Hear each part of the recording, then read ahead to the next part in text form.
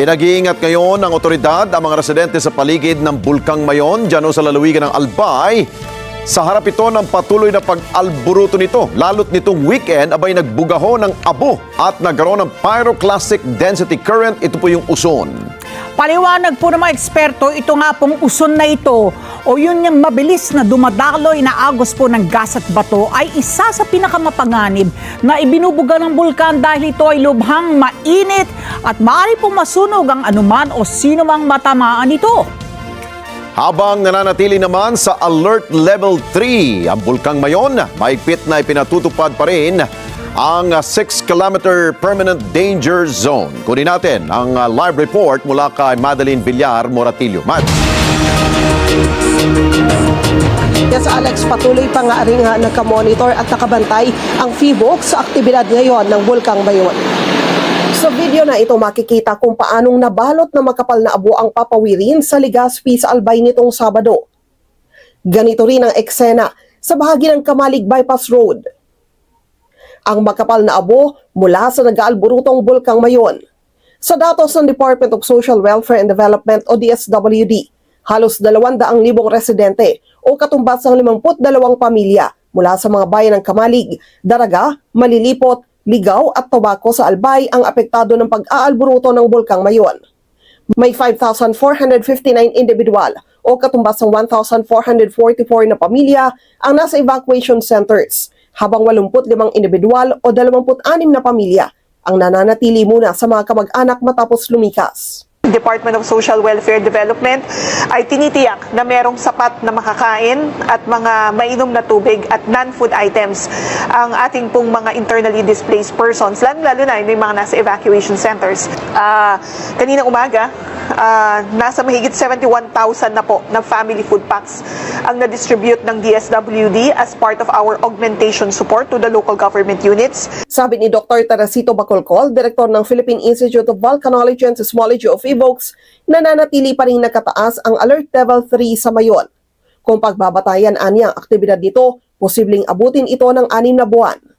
2023 template, yun, 6 months bago na baba natin yung alert level from alert level 3 to alert level 2. Oo. So, nasa a little more than 3 months tayo ngayon. Nilinaw naman ni Bacolcol na hindi pagsabog ng Mayon ang dahilan ng makapal na abo nitong Sabado sa ilang lugar sa Albay. Yung PDC, yung nakikita natin na ozone at saka yung makakapal na abo, ay sanhi po yun ng nag-collapse na mga lava sa ibabaw ng bulkan. So, meron tayong naipon na lava doon as a result of this slow and quiet eruption. Babala ng opisyal, lubhang mapanganib ang pyroclastic density current o PDC o uson.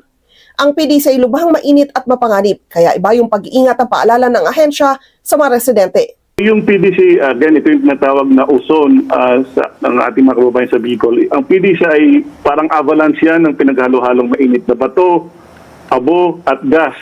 This is fast-moving and it can reach as fast as hundreds of kilometers per hour. Bukod sa mga pagkain, nagbibigay rin ang DSWD ng psychosocial assistance sa mga nasa evacuation center. May cash for work program rin sila sa mga naapektuhan ang kabuhayan dahil sa makapal na abo gaya ng mga magsasaka.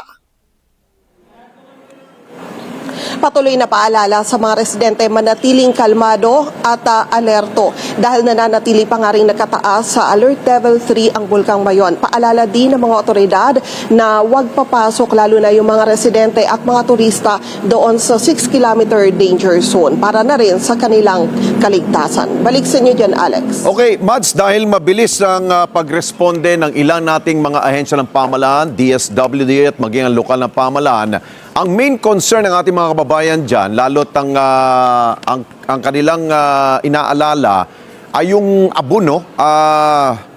Ang DOH ba, meron na bang ginawang kilos o pagresponde doon sa ating mga kababayan bukod sa pamamahagi ng mga N95 na mask?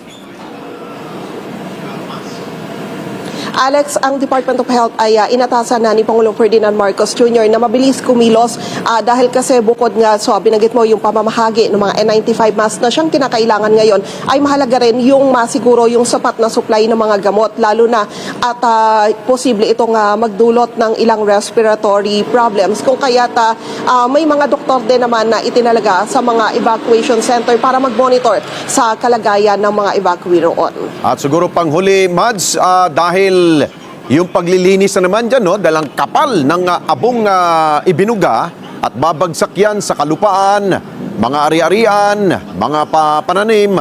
Merong mga pag-aaral ngayon na kausap ko kanina si Director Bacolcol, sabi niya, pwede niyong gawin nga ano yan, pwedeng pandagdag sa semento, yung abo, pwede rin gawing abono. Ano ba ang binibigay na informasyon ng Malacanang, lalo't ang DOST? Dapat maalam sila dito.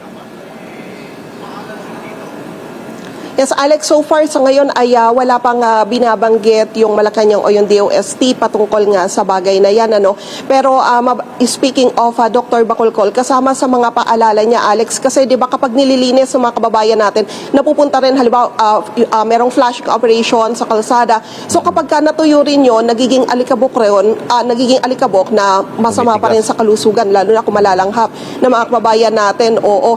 Ang maganda raw na gawin ay ipunin yon at ilagay sa isang lugar at pagkatapos ay takpan ito ng mga bato. So siguro yun yung maaaring gawin ng mga kababayan natin sa Albay na pwedeng gawin muna habang inilalatag pa yung mga pwede na gawin nila na iba pang produkto o mga bagay mula doon sa mga may ipon na abo. Ayun, tama ka dyan, Mads, yung proper disposal nito, no? Hindi lang yung linis, tapos idadalhin sa mga tributaries, yung mga daanan ng daloy ng tubig. Huwag naman, baka mamaya magkakaroon ng pagbabara naman sa inyong mga daluyan ng tubig dyan. Okay, maraming salamat sa iyo, Madeline Villar Moratillo.